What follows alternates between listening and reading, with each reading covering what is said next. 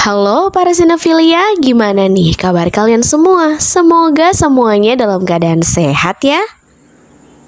Kita berjumpa lagi di Acung Zaki Channel. Dan seperti biasa di video kali ini kita akan membahas sebuah film yang pastinya sangat bikin penasaran untuk disimak alur ceritanya. Film yang akan kita bahas kali ini film berjudul Paradox Effect yang dirilis pada tahun 2023. Oke, tanpa basa-basi lagi, langsung saja kita masuk ke alur ceritanya. Di awal film memperlihatkan seorang pria yang sedang disandra oleh kelompok mafia Italia. Mafia tersebut memaksanya mengungkap keberadaan rekannya yang telah berani menipu mereka. Namun agen tersebut menolak untuk memberikan informasi. Hal ini membuat bos mafia yang bernama Olive menjadi marah. Olive terus menyiksanya dan bahkan tak segan memotong jarinya. Karena tak kuat menahan rasa sakit, agen tersebut akhirnya memberitahu keberadaan rekannya yang kini tengah berada di kota. Setelah mendapatkan informasi tersebut, bukannya melepaskan, Olive justru membunuh agen tersebut.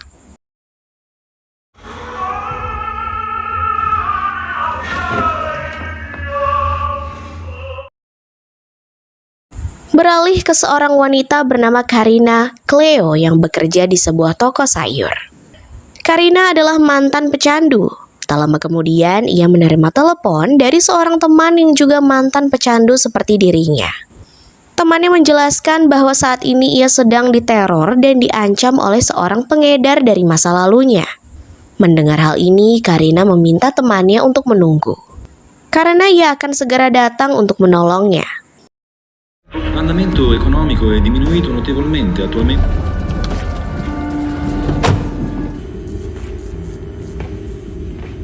Setibanya di sana, Karina mendapati temannya terlihat sangat ketakutan, sehingga ia mencoba untuk menenangkannya. Tak lama setelah itu datang seorang pria bernama Cleo yang menuntut pembayaran hutang dari masa lalunya. Selain itu, Cleo juga menyebutkan bahwa bunga hutangnya telah membengkak. Mendengar hal itu, Karina berusaha membayar hutang temannya itu, namun uangnya tidak mencukupi jika harus membayar dengan semua bunganya. Sehingga Karina terpaksa memberikan cincin pemberian ibunya kepada Cleo. Pada akhirnya, Cleo setuju untuk melepaskannya. Here, take this. This ring is what keeps me stable.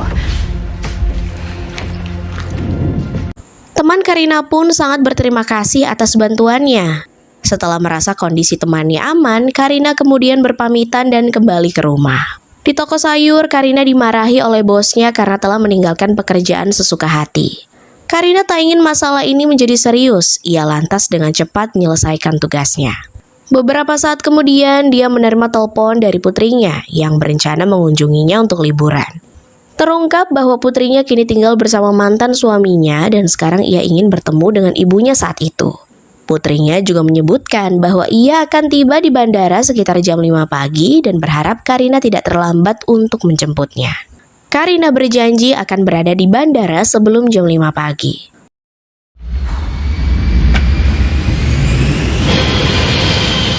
Beberapa jam kemudian ketika Karina sedang membuang sampah, ia secara tidak sengaja menyaksikan seorang perampok yang terlibat baku tembak. Karena tidak ingin terlibat, Karina mencoba menghindar dari kejadian itu. Namun perampok tersebut tidak ingin meninggalkan saksi sehingga ia merampas tas curian tersebut dan mengejar Karina.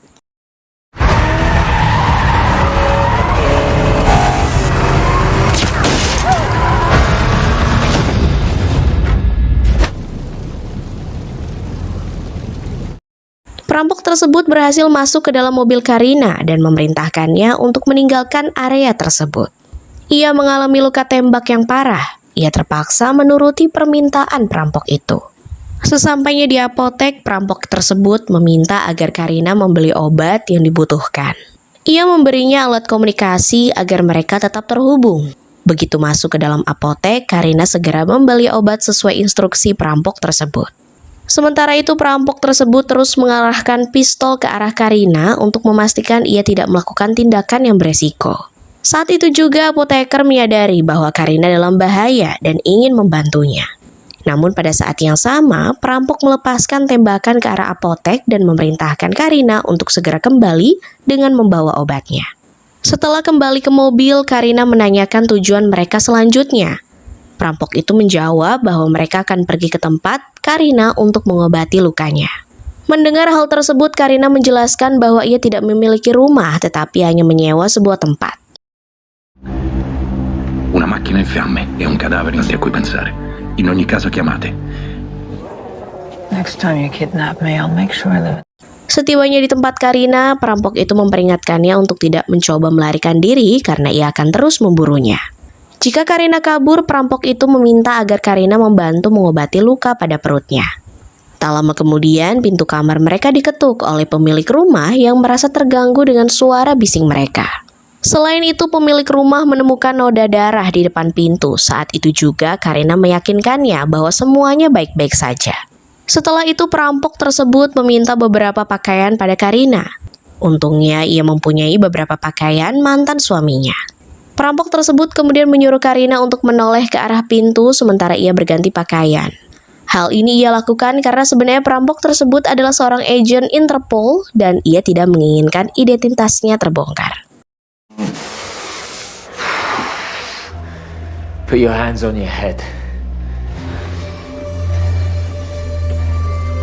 Beberapa saat kemudian, Kevin menerima panggilan telepon dari seseorang yang ternyata adalah Olive, bos mafia yang sangat ditakuti di Italia. Olive bertanya apakah Kevin sudah mendapatkan barang yang ia inginkan. Namun Kevin menjawab bahwa ia sedang mengalami masalah dan meminta Olive untuk memberinya lebih banyak waktu lagi. Karina mendengar percakapan mereka melalui perangkat komunikasi yang masih ia kenakan. Ia menyimpulkan bahwa Kevin adalah seorang agen Interpol yang korup yang bekerja untuk mafia. Why? Because it's not a... Singkat cerita, Kevin kemudian membawa Karina ke lokasi lain. Karina mengumpulkan keberanian untuk bertanya apakah memang benar bahwa Kevin bekerja untuk mafia. Kevin akhirnya menjelaskan bahwa ia dan rekannya pernah menyusup ke kelompok mafia Olive. Sayangnya penyamaran mereka terbongkar dan mengakibatkan rekannya harus terbunuh. Sedangkan Kevin berhasil kabur ke kota lain. Kevin juga menambahkan bahwa Olive telah menyuruhnya untuk merampok barang ilegal dari saingan bisnisnya. Untuk beberapa saat ia berhasil mencuri barang tersebut. Namun sayangnya barang tersebut terbakar saat ia mengejar Karina. Di una farmacia. Mi hanno chiamato in 3. Tak lama setelah itu mereka berhenti di suatu lokasi di mana ia berencana untuk menjebak beberapa pengedar agar ia dapat merampok kembali barang ilegal tersebut. Kevin kemudian memberikan sejumlah uang kepada Karina dan menyuruhnya untuk bertemu dengan 2 orang pengedar itu. Ia memintanya agar Karina berpura-pura akan membeli barang ilegal tersebut dalam jumlah yang besar. Sialnya, kedua pengedar tersebut tiba-tiba menyandra Karina dan meminta agar ia menyerahkan semua uang itu. Karina lantas menjawab bahwa bukan dia yang menginginkan barang itu, melainkan temannya yang ada di dalam mobil, bahwa temannya tidak akan segan-segan membunuh mereka jika mereka mencoba melakukan sesuatu yang konyol. Karena merasa rasa terpojok, kedua pengedar tersebut akhirnya sepakat untuk mengantarkan Karina ke gudang bosnya. Karina memohon kepada Kevin untuk membiarkannya pergi karena ia harus menjemput putrinya di bandara. Tetapi Kevin mengabaikannya.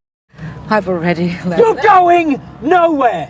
Tak lama setelah itu, kurir yang akan mengantar mereka ke gudang tiba. Mereka mengikuti kurir itu namun tiba-tiba kehilangan pandangannya. Pada saat itu Karina memperhatikan waktu dan menyadari bahwa putrinya pasti sudah mendarat di bandara. Diam-diam Karina mengalihkan perhatian Kevin dan akhirnya ia berhasil melarikan diri. Menyadari hal itu, Kevin pun marah. Namun ia tak sengaja menemukan ponsel Karina yang tertinggal di dalam mobil, sehingga ia memutuskan untuk menculik putrinya di bandara. Karena Karina sudah terlalu banyak tahu tentangnya.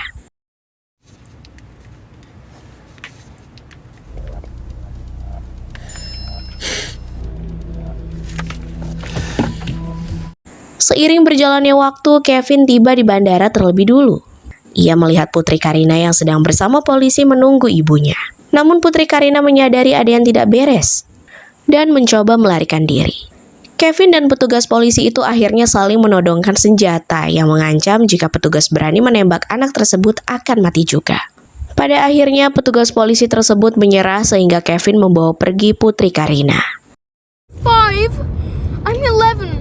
Basically, Dalam perjalanan, Kevin menjelaskan bahwa jika ia menginginkan uang, maka ia menculik orang yang salah. Karena ibunya tidak pernah punya banyak uang. Beralih ke Karina yang berada di mobil patroli polisi. Karina menjelaskan bahwa putrinya berada di bandara dan meminta petugas untuk membawanya ke sana. Saat itu juga Kevin tiba-tiba menghampiri. Mereka kaget dengan kedatangannya. Karina segera meminta petugas untuk menangkap Kevin. Ia mengatakan bahwa Kevin adalah orang yang jahat. Namun Kevin dengan cepat menunjukkan rencananya sehingga meyakinkan polisi bahwa ia adalah agen Interpol. Kevin kemudian menodongkan pistol dan menuntut mereka berdua untuk menyerah untuk menghindari adanya korban jiwa. Tak lama setelah itu Karina menyadari bahwa putrinya sudah berada di dalam mobil Kevin. Karina memohon kepada Kevin untuk melepaskan borgol dari tangan putrinya. All'aeroporto non hanno perso solo il sonno. Di tengah perjalanan, tak lama setelah itu mereka sampai di kediaman Olive.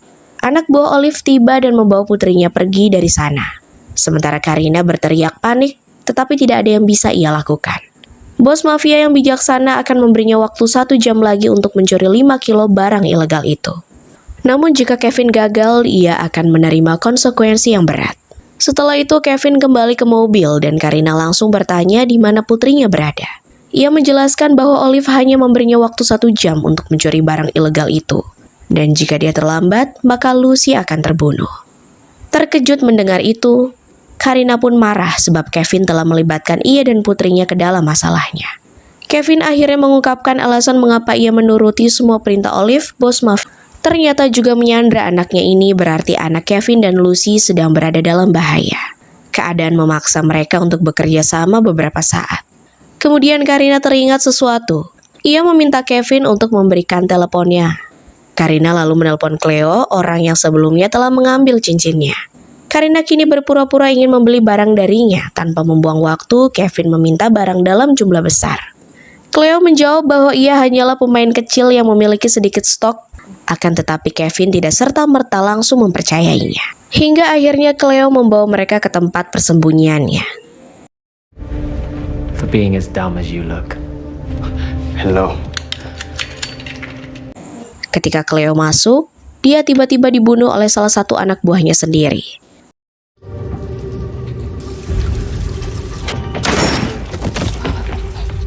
Setelah itu terjadi baku tembak antara anak buah Cleo dan mereka.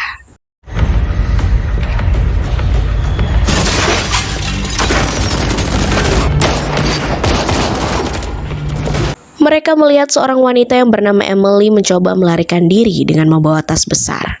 Tak lama setelah itu, Karina dan Kevin berhasil menyudutkan Emily. Di saat yang sama, Karina mencoba menenangkan Emily dengan mengatakan bahwa mereka tidak akan menyakitinya selama dia menyerahkan tas yang ia bawa. Setelah beberapa kali mencoba meyakinkannya, Emily akhirnya menyerah dan memberikan tasnya kepada mereka dan kemudian masuk ke dalam mobil untuk melanjutkan perjalanan mereka.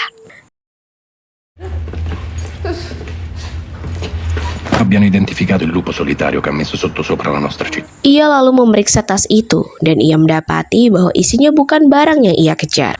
Kemudian menyebutkan bahwa mereka telah kehabisan waktu dan tidak mungkin untuk mencari barang yang diinginkan Olive. Oleh karena itu satu-satunya cara untuk menyelamatkan anak-anak mereka adalah dengan menghadapinya. I've let Lucy down. Hal itu membuat Olive menyuruhnya datang ke gudang. Olive juga meminta agar Kevin melenyapkan Karina. Beberapa saat kemudian, Kevin tiba di gudang tempat Olive menyandra anaknya. Kevin memberitahu anak buah Olive bahwa barang tersebut berada di dalam bagasi, termasuk jenazah Karina. Ketika anak buah Olive membuka bagasi untuk memeriksa, Kevin menyuruh Karina untuk tidak takut karena hanya ada beberapa anak buah Olive yang ada di gudang. To get the kids. Setelah melumpuhkan anak buah Olive, mereka segera bergegas untuk mengejar bos mafia itu. Sementara itu, Olive berusaha melarikan diri sambil menyandra anak-anak mereka. Akhirnya terjadi baku tembak lagi di antara mereka.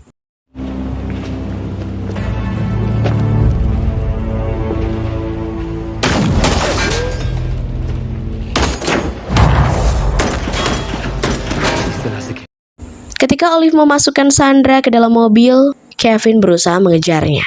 Akan tetapi ia ditembak oleh Olive. Sementara itu Karina menyadari pistolnya telah kehabisan peluru. Namun pada saat itu, juga datang rombongan polisi yang akan menangkap Olive. Adegan memperlihatkan ketika Olive berusaha menembak Karina. Tembakan itu ternyata berasal dari Kevin.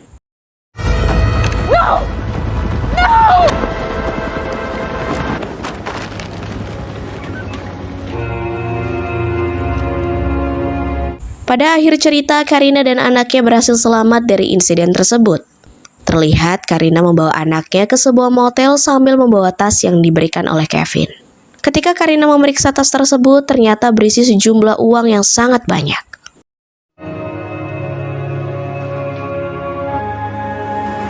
Setahun kemudian, Karina telah sukses dengan membuka sebuah restoran mewah di pantai Italia.